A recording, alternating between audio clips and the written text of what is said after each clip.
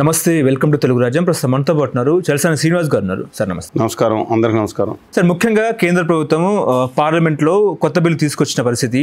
ఆ బిల్లు నైపుణ్యం ఏంటంటే, ముఖ్యంగా ఎవరైతే సీఎం అయినా పీఎం అయినా మంత్రులైనా కూడా వాళ్ళ మీద నేరమైన కేసులుంటే 30 రోజుల్లో వాళ్ళ పదవి ఊస్తున్నట్టు కూడా చర్చ నడుస్తున్న పరిస్థితి. దీన్ని విపక్షాలు ఖచ్చితంగా ఖండించినాయి.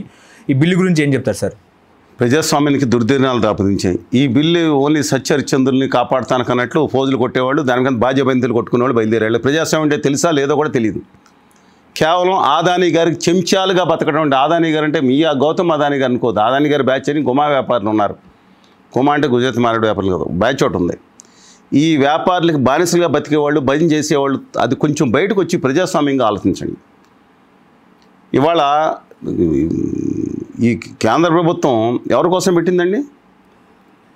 కేజ్రీవాల్ గారి కోసం, ఇంకోళ్ళకు హేమంత్ సోరెన్ గారి కోసం. ఆ కక్ష పెట్టుకుని ఏం చేయాలో తెలియక ఒకళ్ళనైతే సక్సెస్ఫుల్గా పంపించారు, ఇంకొకరిని ఏం చేయాలో తెలియక ఇలాంటి కక్షాది బిల్లు తీసుకొచ్చిందా?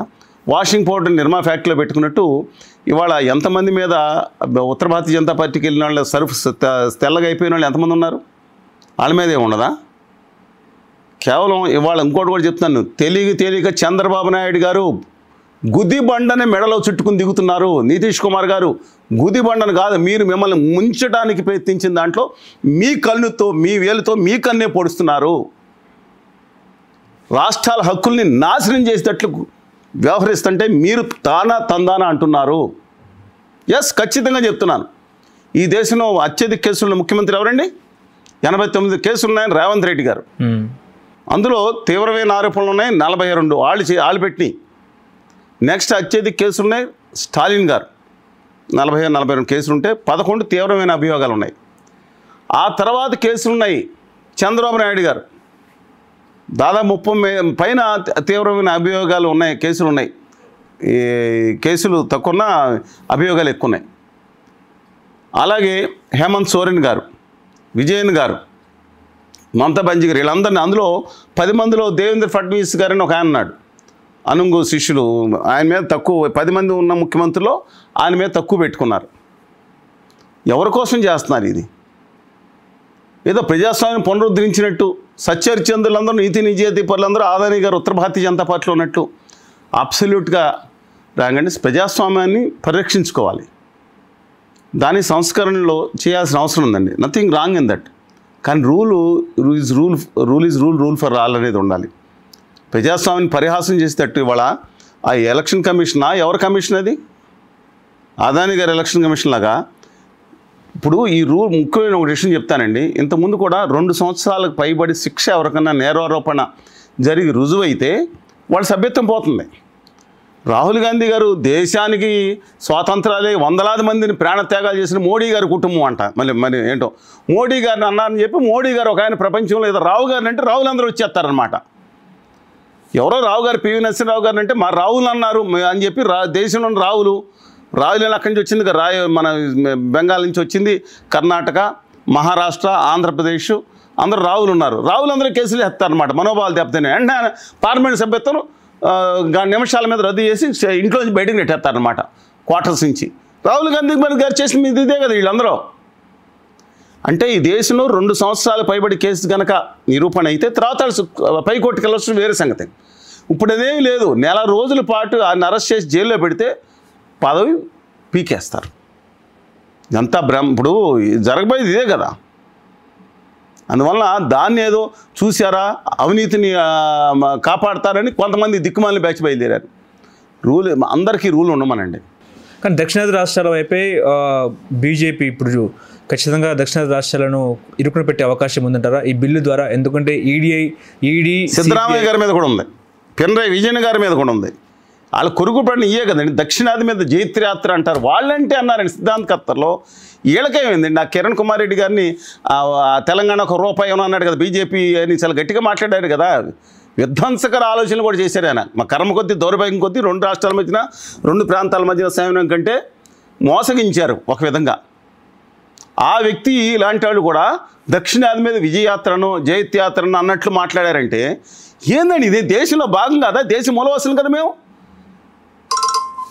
నాకు అర్థం అవ్వట్లేదండి. దక్షిణాది మీద జైత్యాత్ర ఉత్తర భారతీయ జనతా పార్టీ మా ప్రజల మీద చేస్తారా? మీ మతం చిచ్చు పెట్టుకుని మీరు రావాలని చూస్తున్నారా? ఇవాళ మీ వల్ల కాక ఇవాళ ఈ ముఖ్యమంత్రులు ఉమ్మారెడ్డి కేసీఆర్ గారు కన్నా తెలుగు బిడ్డ, రేవంత్ రెడ్డి కన్నా తెలుగు బిడ్డ, ఎస్ జగన్మోహన్ రెడ్డి గారు, చంద్రబాబు నాయుడు గారు, స్టాలిన్ గారు, విజయన్ గారు, విజయ్ గారు, సిద్ధరామయ్య యాదవ్ గారు, పెనరాయి విజయన్ గౌడ్ గారు, బలహీన వర్గాలకు సంబంధించిన స్టాలిన్ గారు, రంగస్వామి గారు, మా ద్రవిడ బిడ్డలో వీళ్ళొక్కళ్ళే కనబడుతున్నారా మీకు? నితీష్ కుమార్ గారు, ఆయన కూడా బలహీన వర్గాల వ్యక్తే. హూమెట్ మేబీ బీహార్ అయి ఉండొచ్చు, కానీ నేను చెప్తున్నాను ఇది కాదండి. కక్షాదింపు చర్యలు తీసుకోవడానికి మాత్రం ఇది ఉపయోగపడుతుంది. దీన్ని అందరూ కూడా నిరసించాలి. ఇంకా అనేకమైన చర్యలు ఉన్నాయి, సంస్కరణలు చేయాలి. ఎన్నికల కమిషన్ కానీ ఈవీఎంల మీద దాని మీద ఉండాలి. ప్రజాస్వామ్యాన్ని పరిహాసం చేస్తున్నట్టు దుర్మార్గమైన చట్టాలు మార్చాలి. ఆదానీ గారికి మొత్తం గన్లన్నీ ఇచ్చేస్తున్నట్టు ముందర దాని మీద ఏం చర్యలు ఉండవు. ఏది మన రేవంత్ రెడ్డి గారు ఆదానీ గారి మీద చర్యలు తీసుకుంటానని ప్రకటించినందుకు ఆయన మీద చాలా గట్టిగా ఉత్తరాది వ్యాపారుల యొక్క అహంకారం అంశాలనే విధంతో స్థానిక వాళ్ళకి న్యాయం జరగాలని స్టాలిన్ గారు అన్నందుకు ఆయన మీద చర్యలు, సిద్ధరామయ్య గారి మీద చర్యల, హిందీ దాష్టీకరణ వద్దన్నందుక ఏందండి ఇది?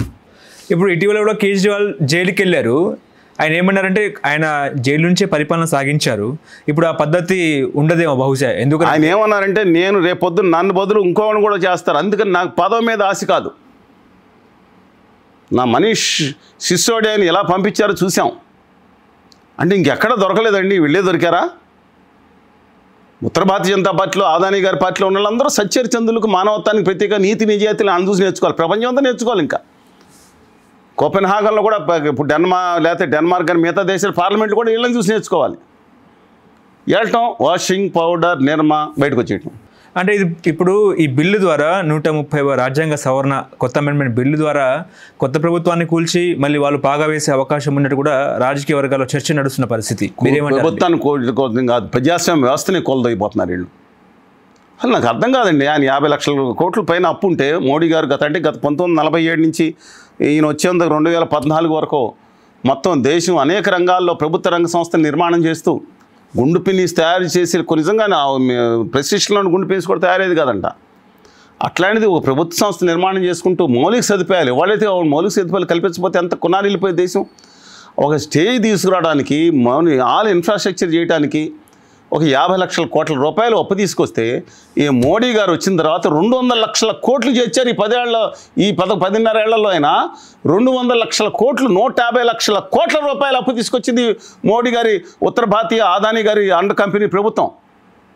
నేను అనలేదండి, వాళ్ళ ప్రభుత్వం ప్రకటించిందే. నీతి ఆయోగ్ని అడగండి, ఇంకోళ్ళు అడగండి. ఇంకోళ్ళు అంటారు మేము పాత బాకీలు తెచ్చి ఏమయ్యా తెచ్చింది, ఆడ తెచ్చినారు మీరు. పెట్రోల్ రేట్లు దారుణంగా మీరు ప్రపంచం 300% పెంచేశారు. మన దేశం నుంచి కొనుక్కుని, మన ఇండియన్ ఆయిల్ కార్పొరేషన్ నుంచి కొనుక్కుని అమ్ముతున్న నేపాల్లో మనకంటే రేట్లు తక్కువ, పాకిస్తాన్లో రేట్లు తక్కువ. అంటే రూపాయి అనేది వేరు, మన రూపాయి మీద రూపాయి విలువగా డాలర్ లెక్క తీసుకుంటే లెక్క ప్రకారం పాకిస్తాన్లో తక్కువ ఉంది. మరి ఇన్ని లక్షల కోట్ల రూపాయలు ఏం చేశారు?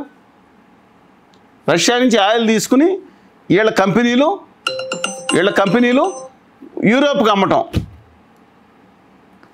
గోమా వ్యాపారుల కంపెనీలు అంట ఎక్కువ, వాళ్ళకి లాభం రావటం, అమెరికా వాడు ఇండియా మీద ఆంక్షలు పెడతాం, సామాన్యులు ఈ సాఫ్ట్వేర్ మిగతా వాళ్ళందరూ బాధలు పడతాం.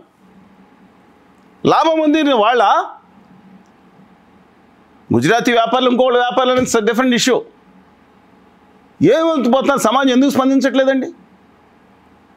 బీజేపీ అంటే ఒకనాటి గొప్ప వాళ్ళు ఉన్నారండి. సికింద్ర భక్త్ గారు కానీ, వాజ్పేయి గారు కానీ, అద్వానీ గారు కానీ, మురళీ మనోహర్ జోషి గారు కానీ. ఈ ప్రాంతం పట్ల ప్రేమ ఉంది. ఆ రాజకీయ వ్యాపారుల కంటే ఆదానీ గారు వాళ్ళందరికంటే ముందుగా నా దేశం పట్ల ప్రేమ ఉండేది వాళ్ళకి. Yes, that is BJP. ఇది ఆదానీ గారు ఉత్తర భారతీయ జనతా పార్టీ కాదు. హలో, తెలుగు రాజ్యం ఛానల్ చూస్తున్నారా? సామాజిక, రాజకీయ, జీవన చిత్రణే తెలుగు రాజ్యం. అతిశయోక్తులు, అసత్యాలు ఉండవు. రాజకీయ కోణం కాదు, ప్రజా కోణమే కొలబద్ద. తెలుగు రాజ్యం వీక్షణ మీ ఉత్తమ అభిరుచికి నిదర్శనం.